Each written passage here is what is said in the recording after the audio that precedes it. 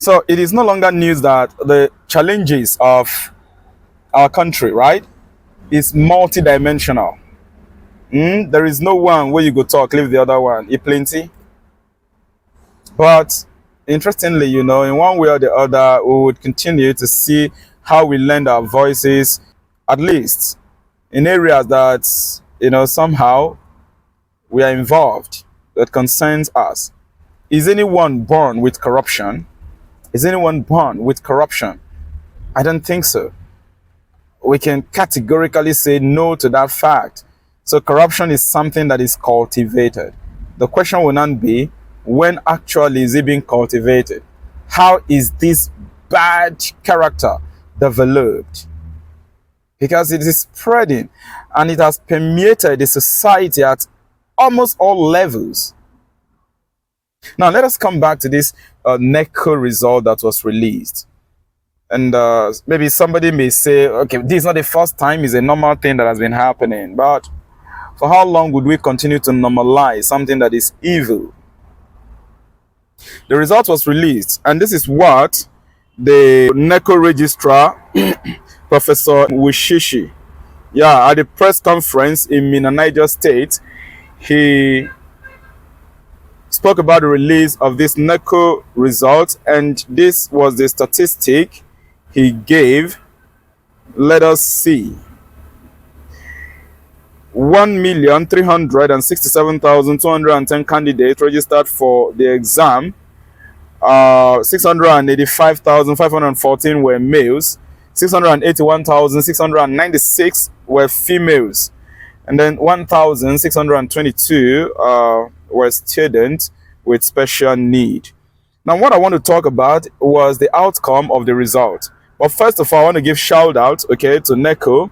Based on the statistics, the truth is, which all of us are aware of, there is no denial to that fact.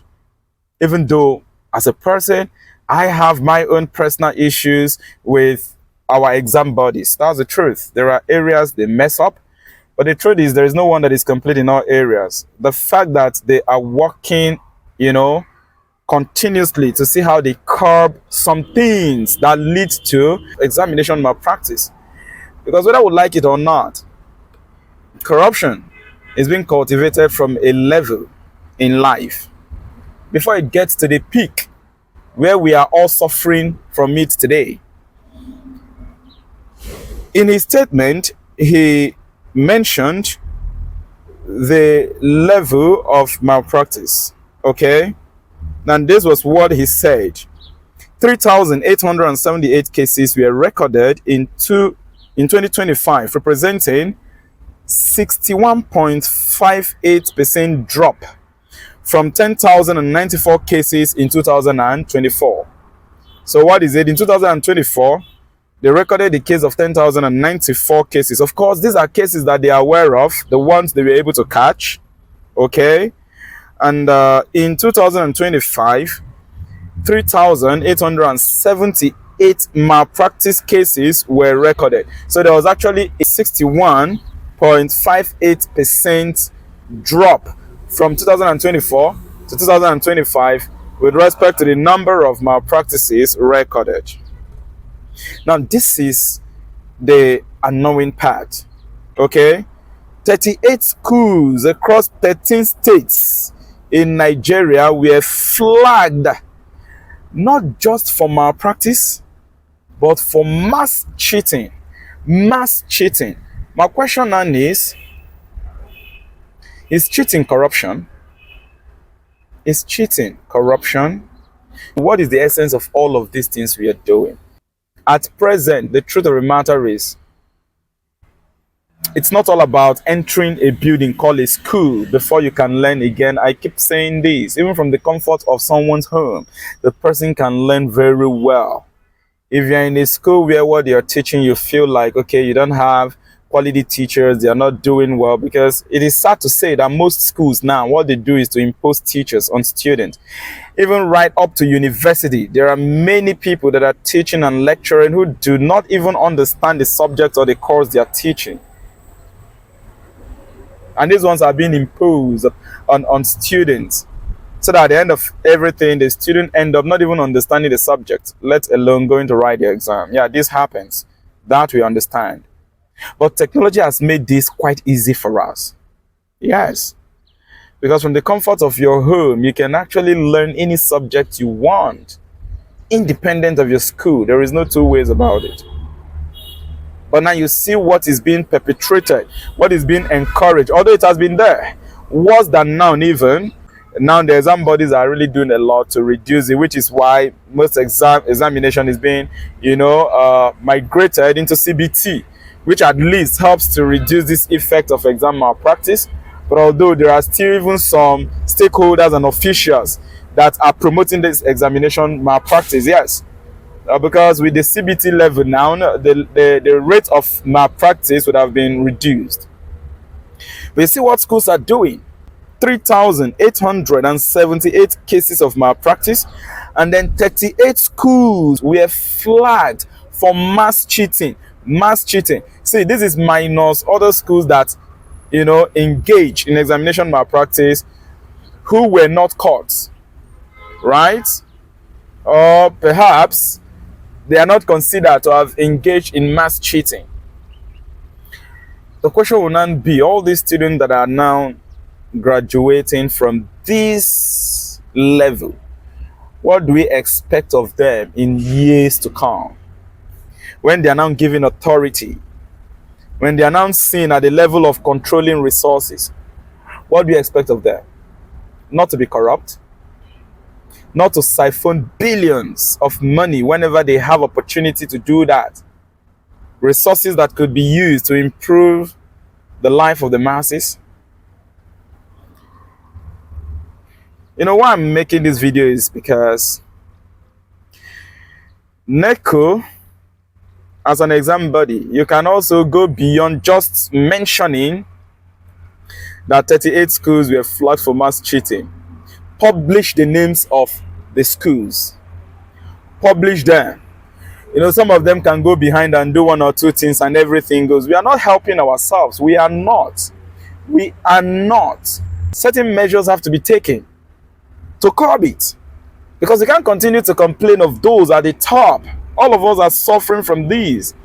Even if we understand that we are living in a world where, the last days, as the Bible puts it, which is true because I believe in it, times are going to move from bad to worse. But at least, could we, in our own way, try to help ourselves? 38 schools in 13 states. These are the ones that were flagged for mass cheating.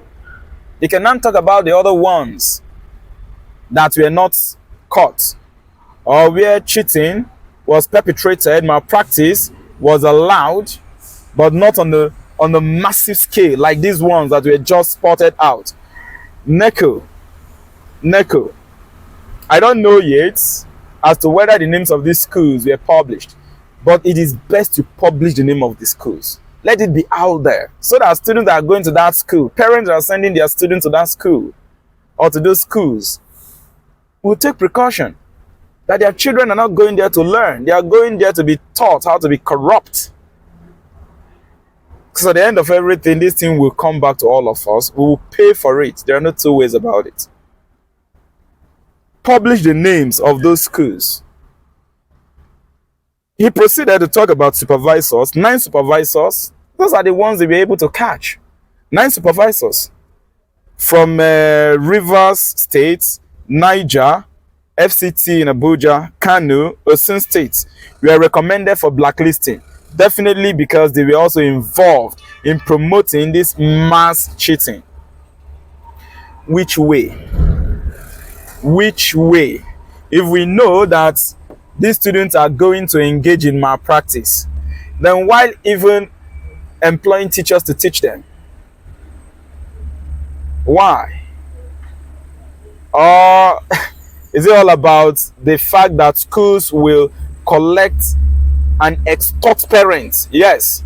Then provide teachers who are not qualified. The qualification I'm talking about is not qualification of paper, because that's another problem of this country. Yes, paper. Now you say you must get your NCE and education. Listen, there are those many out there that do not have that certificate, but they can deliver effectively. So is it all about schools extorting money from parents, collecting huge amount of school fees, and then pay peanuts to get teachers that cannot deliver? And then at the end of everything, they know that they are going to do what? Engage in corruption. Malpractice is corruption. And then remember, I asked this question: is anyone born with corruption? The answer is no. It is cultivated. And the question is, from where? Sometimes it is from the home. It spreads to schools. Examination malpractice is evil. It's evil. I think exam bodies, you want to start doing something. It's not all about coming to quote the numbers of schools that engage in this malpractice. Publish the names of those schools in newspapers. Let them be in media houses. I want to give shout out, kudos to our exam bodies. People are trying. It's not easy, I understand. Although you have your own faults, but let's not just talk about the negativity. There are efforts which we are aware, in progress to make sure that examination malpractice is being curbed. WAEC 2026 is set to be a CBT exam, not school-based. That is going to be center-based. That is a huge move. Yes, there have been cries, from parents, from proprietors and other things, talking about maybe if the country is really prepared for it and other things. I would say it categorically clear. Yes, I know very well. I don't think the country is 100% prepared. But the truth is, we must start from somewhere. The major reason why this CBT format was introduced is to help reduce the level of examination malpractice. That's the truth. Yes. Pen and paper and other things, you see paper flying everywhere. Even invigilators and supervisors, they are involved in it. Schools that will go and make arrangements with invigilators, they would send to them. And you hear school telling their students to pay also called logistic fee. Some students who do not pay that will be sidelined when exam had started, let's say even 30 minutes into the exam. Some of the students who say no, maybe their conscience do not allow them to pay for such fee because it is examination malpractice fee. Which one can be logistic fee? Is it part of what WAEC included in the fee that schools are to charge? Very bad. Very bad.